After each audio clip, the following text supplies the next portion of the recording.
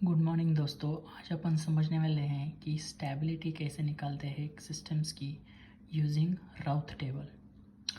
But हमने इससे पहले भी दो एग्जांपल्स में दिखाया है कि कैसे सॉल्व किया जाता है और या कैसे stability of a transfer function निकाला जाता है यूजिंग राउथ टेबल। बट ये जो प्रॉब्लम है या ये जो एग्जांपल है ये एक स्पेशल केस है। क्योंकि इसमें जो हम राउट टेबल बनाते हैं उसमें जो पहला कोएफिशिएंट आता है, जैसे कि जो भी बोल रहे हैं हम b1, वो ज़ीरो हो जाता है। तो उस केस में कैसे करने का या कैसे राउट टेबल कंटिन्यू करने का, ये सब चीज़ें हम देखने वाले हैं। तो यहाँ पे हमको जो दिखाया गया क्वेश्चन क्या है, determine the stability of the closed loop transfer function given by T of S. So ये जो ट्रांसफ़र फंक्शन दिया गया है इसकी स्टेबिलिटी निकालो।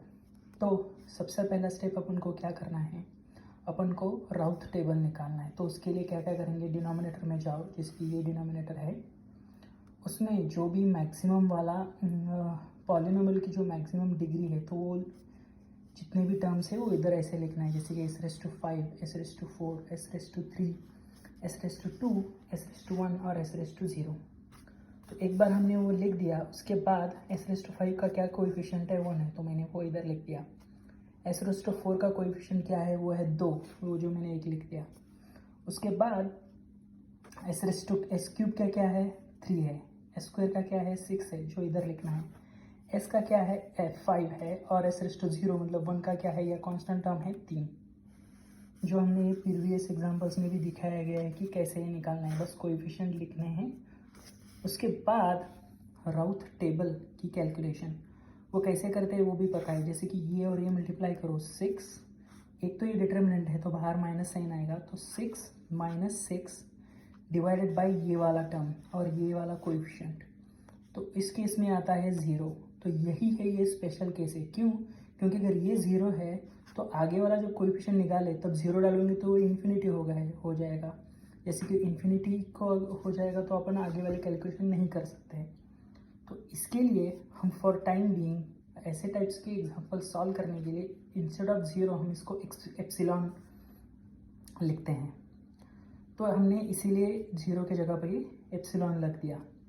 नेक्स्ट वाला कोएफिशिएंट कैसे निकालना है, तो सेम है 1 × 3, 3 आ गया, -5 × 2 -10 डिवाइडेड बाय ये वाला टर्म और ये वाला कोएफिशिएंट, और माइनस साइन तो आएगा ही क्योंकि ये डिटर्मिनेंट है, तो वैल्यू आती है 7/2। सिमिलरली ये कोई टर्म है नहीं तो 0 0 आएगा, तो ये कोएफिशिएंट 0 आएगा। तो s³ के कोएफिशिएंट हमने निकाले। एक बार s³ के कोएफिशिएंट बन गए तो चलते हैं s² के लिए। s² के लिए निकालने के लिए क्या करना रहता है, ऊपर वाले 2 ले लो, ये डिटर्मिनेंट है इसीलिए माइनस साइन, तो ये देखो, तो मल्टीप्लाई कैसे करना है अपन को, 2 × 7/2, तो 2 2 चला जाएगा, बच जाएगा 7, -6 × ये वाला टर्म e है, तो -6 है, -6 e है, डिवाइडेड बाय एप्सिलॉन, ऊपर वाला जो कोएफिशिएंट है ऊपर वाले लो का वो लिख देना है। और उसको अगर आप सॉल्व करोगे तो ये आ जाएगा 6e - 7 डिवाइडेड बाय एप्सिलॉन, ये नहीं है एप्सिलॉन है। सिमिलरली ये मल्टीप्लाई बाय ये जो कि 0 है, 5 मल्टीप्लाई बाय एप्सिलॉन तो 3 है, 5 ये s⁵ वाला है, s⁴ पकड़ना है अपन को, तो -3 एप्सिलॉन डिवाइडेड बाय एप्सिलॉन, तो एप्सिलॉन निकल जाएगा, माइनस माइनस का हो गया प्लस, बन जाएगा 3, और यहाँ का 0 ही रहेगा क्योंकि इधर है ही नहीं कुछ। उसके on the similar lines upon s⁴ रो के कोएफिशिएंट निकालेंगे। कैसे निकालेंगे, ऊपर वाले 2 पकड़ो, s³ और s², तो एप्सिलॉन है, एप्सिलॉन मल्टीप्लाइड बाय 3 कितना आएगा, 3 एप्सिलॉन, बाहर माइनस साइन तो हमेशा रहेगा क्योंकि ये डिटर्मिनेंट है।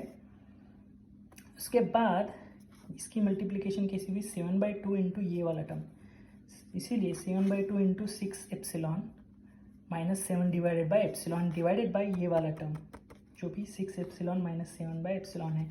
तो इसको अगर मैं सॉल्व करता हूँ तो ये आ जाता है -6 epsilon square plus 42 epsilon -49 divided by 2 × 6 epsilon -7।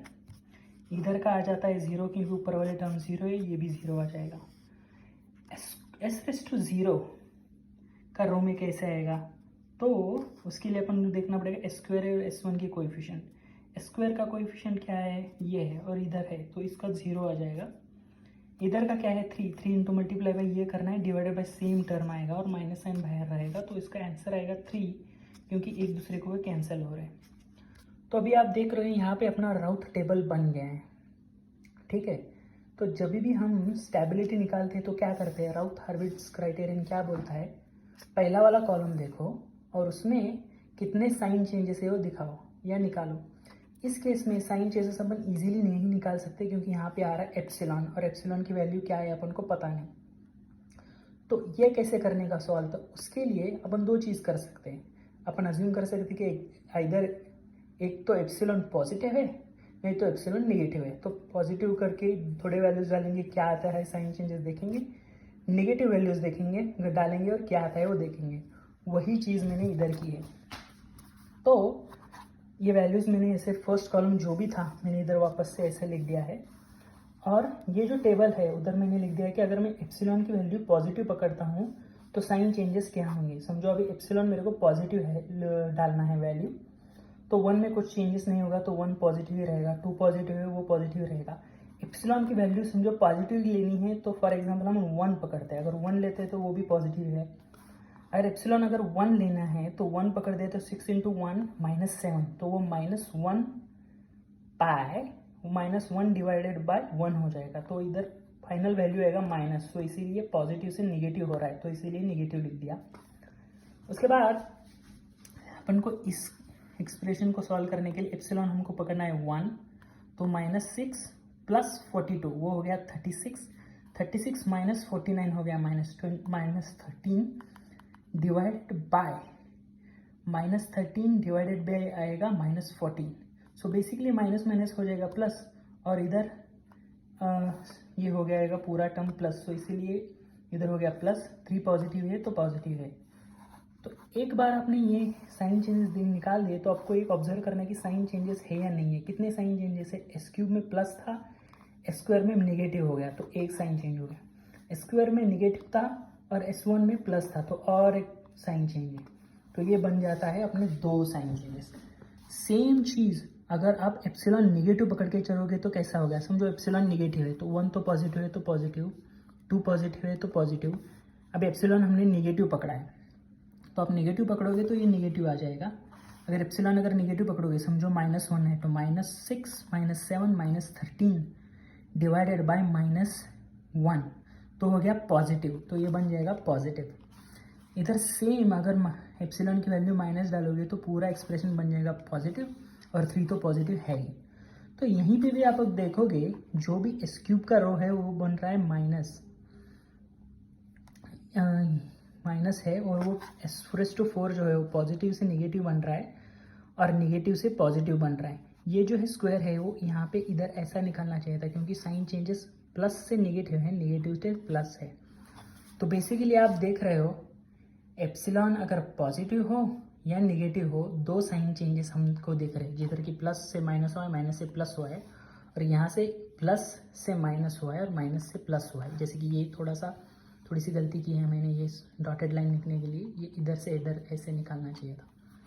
तो वही चीज़ मैंने कमेंट में लिख दी है। कमेंट ऑन स्टेबिलिटी क्या है, इफ़ यू चूज़ एप्सिलॉन, अगर एप्सिलॉन की वैल्यू अपन पॉजिटिव पकड़ते हैं या नेगेटिव पकड़ते हैं, 2 साइन चेंजेस अपन को दिख ही रहे हैं, और इसीलिए हम बोल सकते हैं कि सिस्टम अनस्टेबल है और उसके 2 पोल्स राइट हाफ प्लेन में हैं, एस डोमेन में या एस प्लेन में। तो दोस्तों ये इधर हमने क्या सीखा इस लेक्चर में, हमारे पास एक स्पेशल केस था जिसमें जो पहला वाला कोएफिशिएंट कैलकुलेशन का टर्म था जो कि हम P1 बोलते हैं वो 0 आ रहा था। तो ऐसे केसेस में अपन आगे वाले कैलकुलेशन नहीं कर सकते, तो इसके लिए हमको अज्यूम किया है कि वो एक एप्सिलॉन है। तो एप्सिलॉन पकड़ने के बाद कैसे साइन चेंजेस निकालने हैं वो हमने देखा और सिस्टम की स्टेबिलिटी निकाली। तो ये लेक्चर मैं यहीं पे ख़त्म करता हूँ। कोई अगर क्वेश्चंस है कमेंट्स में बताइए, मैं आपके क्वेश्चंस को आंसर करने की कोशिश करूँगा। Thank you.